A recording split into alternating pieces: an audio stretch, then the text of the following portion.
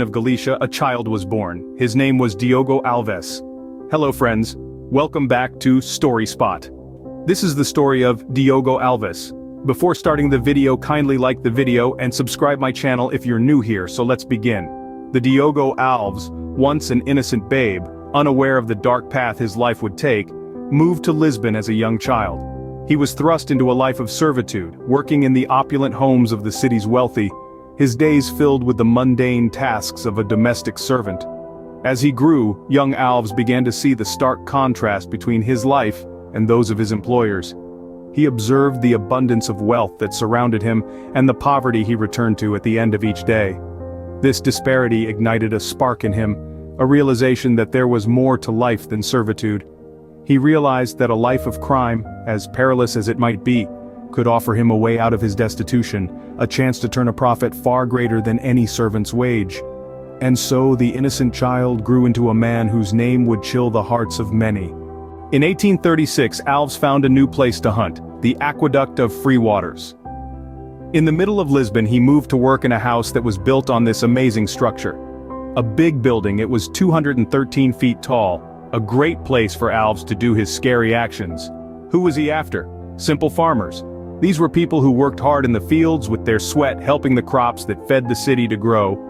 They would travel across the aqueduct carrying the money they had made, not knowing that Alves was hiding and waiting for them. Alves, who wanted more money, saw these as easy targets. When the sun went down, Alves would come out of his hiding place with his heart beating fast like the scary shadows around him. He would walk up to the tired farmers so quietly that the sound of the wind would cover the sound of his footsteps. A quick robbery, maybe a small fight, and then, the worst part, he would push them off the edge of the aqueduct. They would fall 213 feet, their screams disappearing into the night, their lives ending right away. This scary pattern of robbery and murder went on without stopping. Every night for 3 long years, Alves did this scary thing. How many people did he hurt? About 70 people. Families were broken, their family members taken by a greedy person, and the police? They didn't know what was really happening.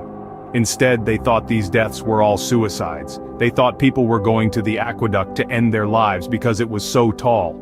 They didn't know. The real problem wasn't the building, but a man who had turned the aqueduct into a place for his scary acts. The police, not knowing about the bad person among them, thought these deaths were suicides. Because they didn't know, Alves was able to keep doing these scary things, his shadow always over the Aqueduct of Free Waters. When the aqueduct shut down, Alves had to find a new place to hang out. He didn't need to go far. The city of Lisbon was full of chances for a guy like Alves. He quickly thought of a new idea, an idea that needed more than just him. Alves started to gather a bunch of people who think like him, like a gang. But this wasn't any random bunch. Alves was careful in picking his team. He got the toughest, the smartest, and the most dishonest people he could find. Together, they were more than just a gang of bad guys. They were a powerful team. Under Alves' lead, the gang started to scare Lisbon. They did their bad stuff at night, making the city's people really scared. Their crimes were harsh, their ways tough. But what really made them different was their boldness. One night, in a daring move that started their downfall, the gang attacked a doctor's house. They didn't leave anyone alive. The 4 murders shocked the city. The police couldn't ignore the fear that Alves and his gang had caused. They started hunting for them, which led them straight to Alves and his gang. One by one, the gang members were caught. Alves, the brains of the operation, was the last one to get caught. The trial was quick. The evidence against Alves and his gang was too much. Everyone agreed. They were guilty. The punishment? Death by hanging. But as we're about to find out, even death wasn't the end for Diogo Alves. Alves was and sentenced to death by hanging, but his story doesn't end here. In the name of science, Alves' head was severed and preserved, a grim testament to his gruesome legacy. The gruesome tale of Diogo Alves didn't end with his death. In fact, one could argue that it took an even stranger turn. The 19th century was a period of great scientific curiosity, and in the wake of Alves' reign of terror, many sought to understand the makings of such a monstrous man.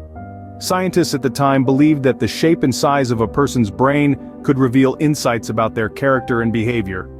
This field of study, known as phrenology, was at its peak during Alves' time. Fascinated by the opportunity to study the brain of a serial killer, these scientists decided to preserve Alves' head for further examination. A grim and unusual decision, but one that seemed necessary in their quest for knowledge. After Alves's execution, his head was carefully removed and placed in a jar filled with a preserving solution. The intent was to keep it in a state that would allow for continued study, to delve into the mind of a murderer, to seek answers to the incomprehensible.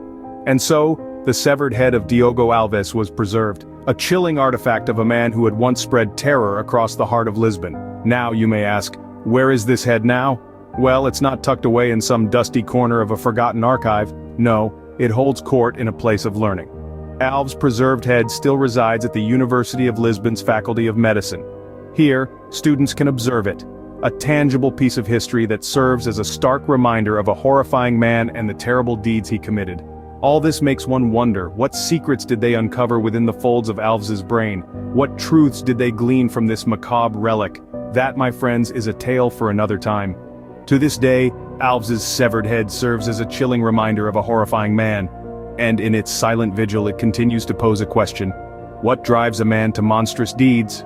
Diogo Alves, a name synonymous with terror, left a legacy that continues to haunt Portugal. Born in the quiet countryside of Galicia in the early 19th century, his journey from a humble servant to a ruthless killer is a chilling tale that carries a heavy echo in the annals of criminal history. Alves moved to Lisbon as a child, beginning his life in the city as a servant in the homes of the wealthy. However, a life of servitude was not enough for Alves. He yearned for more, and his greed led him down a path of crime and violence. As he stalked the Aqueducto das Águas Livres, he became a specter of death, preying on unsuspecting farmers as they made their way home. His modus operandi was simple yet brutal. He would rob them, then send them plunging to their death from the towering structure. In a short span of 3 years, from 1836 to 1839, Alves repeated this horrific act about 70 times. The terror Alves wrought on the people of Lisbon was so profound that the authorities were initially led to believe that a wave of copycat suicides was sweeping the city, prompting a temporary closure of the bridge. But Alves was not deterred. He formed a gang of bandits and continued his reign of terror, culminating in the murder of 4 people within the home of a local doctor. This horrific act led to his capture, trial, and subsequent sentencing to death by hanging. But the story of Diogo Alves didn't end with his death. In a macabre twist, his head was severed and preserved for scientific study, in an attempt to understand the roots of his murderous nature. Today, his preserved head sits in the University of Lisbon's Faculty of Medicine, providing a chilling reminder of a man whose life was steeped in evil. Alves' life and crimes had a profound impact on Portugal. He is considered by many to be the country's first serial killer, and his reign of terror left a lasting mark on the city of Lisbon. His story serves as a stark reminder of the depths of human depravity, a tale that continues to send chills down the spines of those who dare to delve into it. Alves' preserved head, a grim testament to his life of unimaginable evil, serves as a reminder of the horrifying impact one man can have on a society. His legacy continues to haunt the annals of Portugal's history, a chilling reminder of a time when a single man's greed and violence brought a city to its knees. In the annals of true crime, Diogo Alves occupies a dark corner, his severed head a grim testament to a life of unimaginable evil. I hope you guys liked the video. If you like this kind of historical and mysterious content, subscribe my channel and hit the notification button. See you in the next video.